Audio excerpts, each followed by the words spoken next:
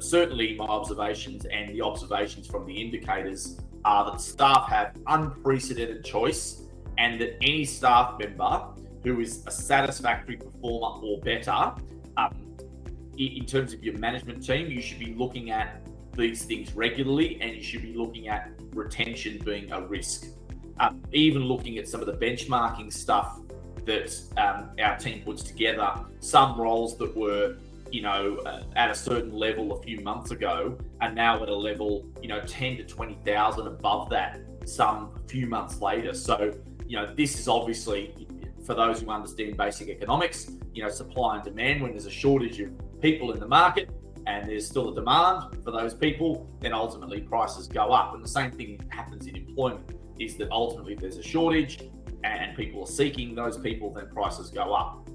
The other thing I think we've seen is some industry migration, and this is a term I like to use a lot, and this relates to certainly people who throughout COVID-19 have looked at the industries that they work in, decided, well, I don't really think this is the best industry for me in terms of job security, so they've moved on to other ones. And I think probably hospitality's been really, really hurt by this. And I look at hospitality now, and they've got, some of the most recent reports, 100,000 vacancies across the country in hospitality jobs. So that's telling me that, again, people have made a conscious choice to leave hospitality and go into other industries.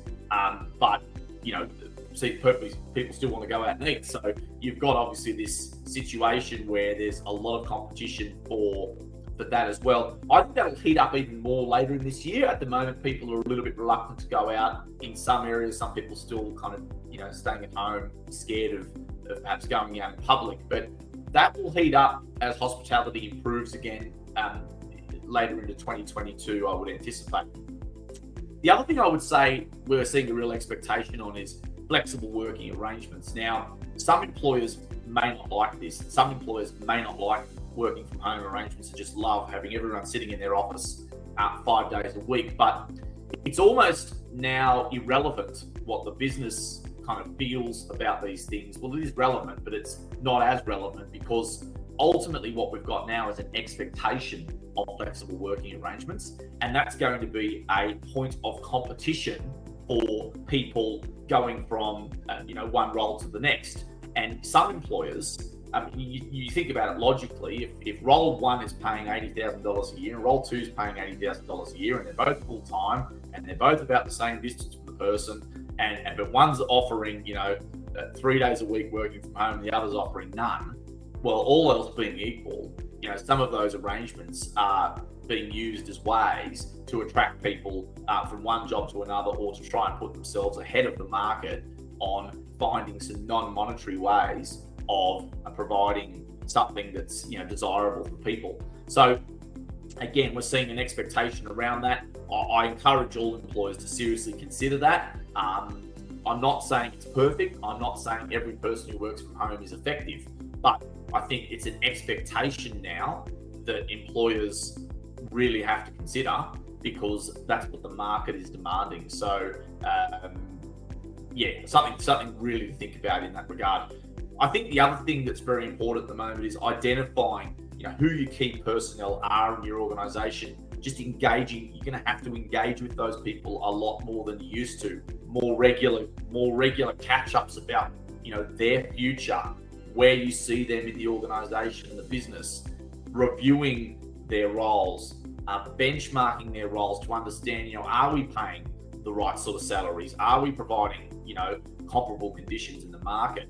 And those things are just becoming more important, simply because there's so many choices for these people. They can quite easily have a job shoved under their nose, even not looking, on some of your passive areas, like your social media groups that are constantly advertising jobs, LinkedIn constantly advertising jobs, LinkedIn headhunters going to your in-mails and inboxes, sending you opportunities. So even if you've got an employee who's happy, engaged, and with no interest in actively looking for a job, there can be opportunities pushed under their noses that are just going to be too good to refuse. So I think it's important to not be complacent with anyone, and salary benchmarking across the organisation is something that we've been doing a lot of recently with our clients. We've been saying, look, tell us who your important employees are. Let's salary benchmark that across the organisation. And that's just, one of the things that On-Farm HR is offering to its clients. And, we see that as very, very important in two things. Certainly in retaining your existing staff, but also when we're going to market to recruit for new staff is critical as well. So we touch on that as the very first point of the next part of that, which talks about recruitment. The other thing that I think employers really have to adapt to in this current market is the speed of the recruitment process. So employers in the past have been traditionally cautious. They've taken their time in making decisions. They want to check this, they want to check that, they want to see if they can get a comparison person. I'm sorry, but those days are over. We're now in a situation where agility is much more important than caution. There are ultimately ways, if we don't have someone who works out, we can use things like probationary periods to move them on.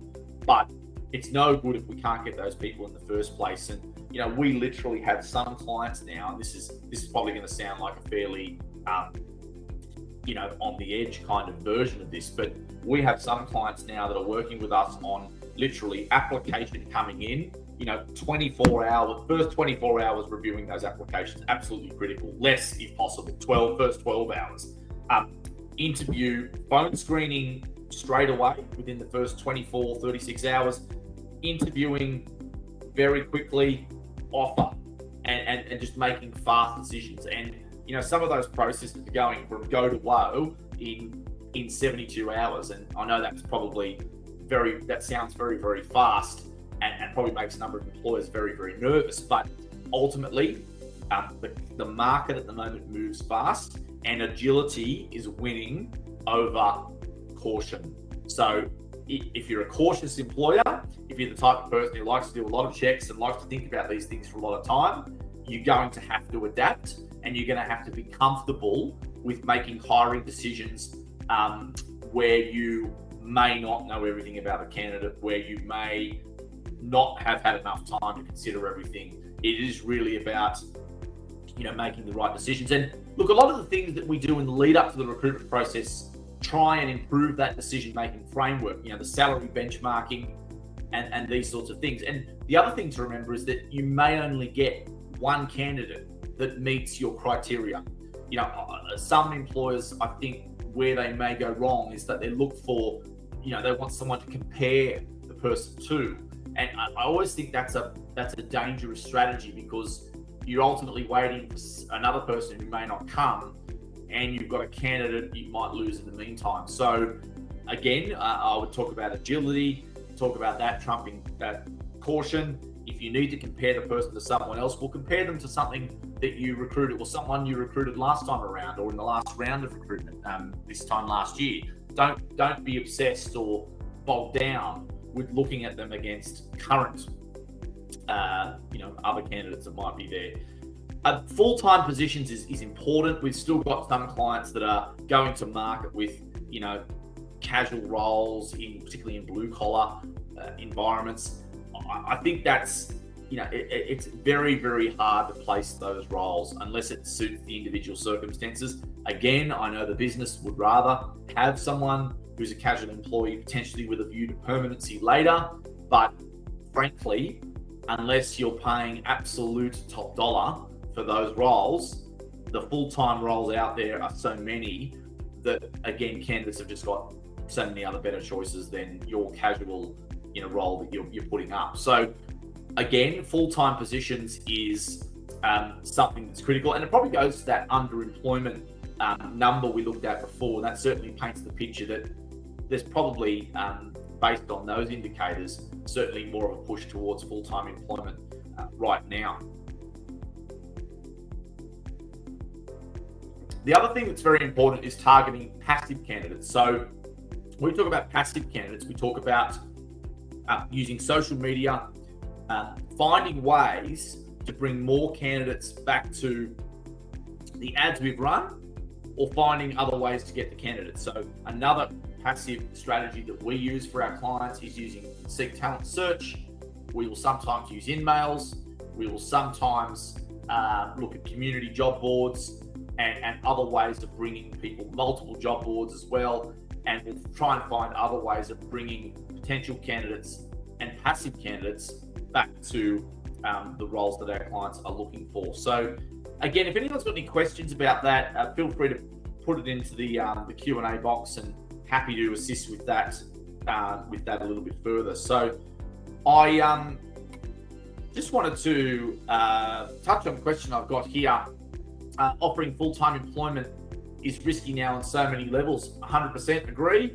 Why not hire casuals, especially considering permanent staff will cripple you when testing positive to COVID and requiring leave?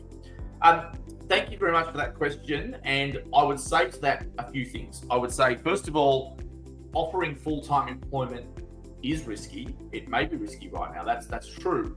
But not offering full-time employment may mean that you are uncompetitive in the market. And again, if you can find casuals and that is working, then great. But I think what a lot of our clients are realizing, or some clients perhaps we haven't spoken to about this for a little while, they're realizing that it's extremely difficult to find casual employees at all that are capable and that would meet the standards that we would expect. And it's the market expectation that's driving this. It'd be ideal if we could have the flexibility that we want to be able to cover COVID and these sort of things.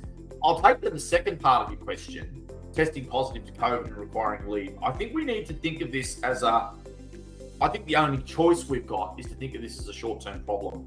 That again, there's been so many infections in the last couple of months that potentially this thing may run out of steam. And if it does, well then, do we want to be hiring at the end of that when everyone's hiring at the same time, or do we have an opportunity here to get ahead of the pack and start recruiting some of these roles now, even if there's a little bit of uncertainty? So I guess it's a little bit crystal ball stuff, but again, I think there's a reasonable chance that this may run out of steam in the coming weeks, and then we're in a situation, and yes, you may have some challenges along the way with people testing positive to COVID, requiring leave and all that sort of stuff, but ultimately full-time staff members only just started. Well, that leave's not going to be paid anyway. That's going to be either unpaid leave or it's going to be pandemic leave if they're isolating. So ultimately, your existing full-time employees, sure, they'll have entitlements, but new full-time employees won't have entitlements anyway. So I understand the nervousness of going to the market and looking for full-time employees, but I think it's a necessity at this point in time to be competitive purely and simply based on all of those numbers we just spoke about. So thanks very much for the question, Jed. Really appreciate it. And please feel free to ask any follow-ups, or anyone else can ask any other questions as they see fit.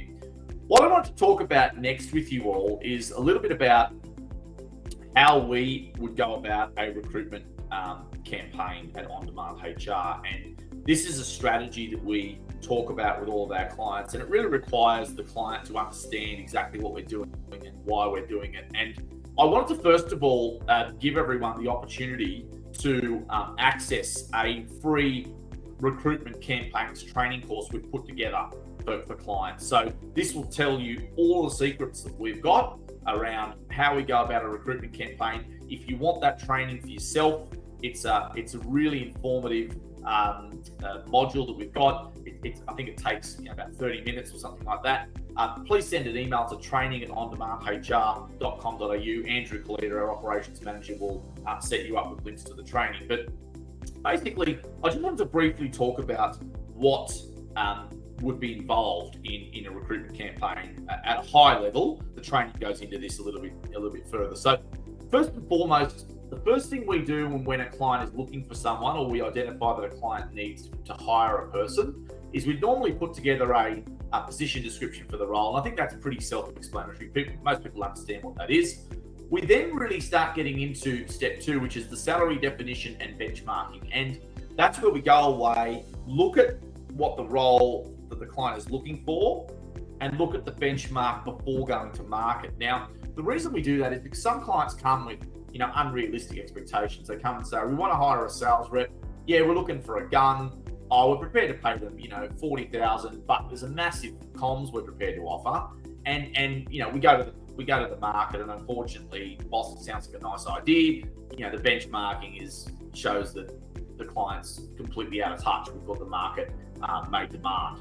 So that part of the process, or step 2, is twofold. It's understanding, the benchmarking and where that role sits against others in the market.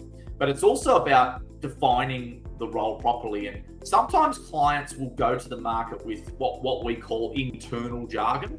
So sometimes the title that you might use internally once you hire the person might be different from the title you use when you're recruiting. The most important thing when you're recruiting is to find a title that matches the search of the people you are looking for. It's not to put your internal jargon and expect the candidates are just going to figure out that that's the role that you're offering. We actually had this the other day. It was interesting. We had a client an accounting firm was looking for basically a practice manager, and effectively they were hiring or recruiting for this role as a client services manager. And we run the campaign once, and we sort of started looking at this and going, we just think this title isn't right. We think that this title should be a practice manager, because that's more aligned with the type of candidates that would be looking for this type of job, rather than the internal title that they use. So, and that's something that comes up very common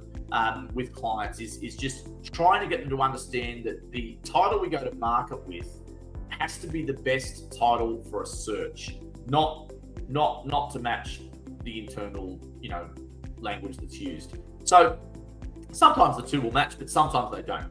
But that's sort of step 2 and what we do there. We then follow that with the job advertisement drafting. And again, my observation is that a lot of clients who write their own ads do not do a good job of this. And what they do is they write too many unnecessary criteria. Often they expect far too much, and often what we try and focus on with job advertisement drafting is coming up with the minimum criteria for a person to be screened for this role. So we don't just want to screen everyone out with too much criteria. We want to have minimum criteria. Well, what people are we prepared to look at, and then cull down further once we apply, do a few phone screens and those sorts of things to get that working. So once we've got the structure right, which is that step 1, step 2, step 3, then we post job advertisements, normally on a few different boards. Seek, Indeed, Jora. There are some other community pages or other types of pages we use for different roles. Then we look to step 5, which is boosting the exposure. So that's using social media as a marketing tool to put these roles on community pages, to put these roles on other job pages, to get them onto mums groups, to do all that sort of stuff to bring more traffic into the funnel of roles for our recruitment campaigns. Okay. Then straight away, as I said, very quickly within that 12 to 24 hours, shortlisting, phone screening. If you're waiting more than 24 hours to start getting to candidates, there's a very good chance your competitors are getting them beforehand. And this is why our service has been so popular, is because a lot of clients are time poor and they really don't have the time to do the justice to the process. And they end up in this kind of cycle, what we call the cycle of failure. The cycle of failure is where they try and recruit themselves. It doesn't work out because they don't have the time to properly conduct the process. And to be fair, their phone screens are, sometimes they're not very professional. It's just ad-libbing something off a resume, which is not, kind of not the done thing in 2022. Our phone screen will be very targeted. It will be professionally conducted. And sometimes even a really good manager is not good at doing that themselves. So they go through this cycle of failure where they recruit for themselves. That doesn't work. So then they go back to the very expensive recruitment agents, which, charge an arm and a leg and give you a 3-month guarantee and say, here's 18% placement fees. If they last 3 months and 1 day, I'm getting my fee. So that's what you're up against. And we see this flipping and flopping between internal and external. And I guess where we come in is that we are very much a hybrid model. It's us managing the internal campaign externally. So we'll get to that a little bit later, but certainly then interviewing quickly. So phone screening, hiring manager saying, look, we want these people for interview, scheduling that interview for the hiring manager quickly, quick feedback and reference checking. We don't want candidates just sitting idle with no news for 3-4 days. Not good enough in the current market. It needs to be fast. And then negotiation, contract and onboarding. And that's another part of the service that we offer to our members is that once we've done all that recruitment, it's then negotiating on the offer, putting the contract together, and then the onboarding process. We do electronically signed contracts, policies, and forms, and we generally can get that out very quickly to our clients or the candidates through Zoho Sign. So, yeah, that's an overview of what a good recruitment campaign looks like. We spoke before about agility, speed.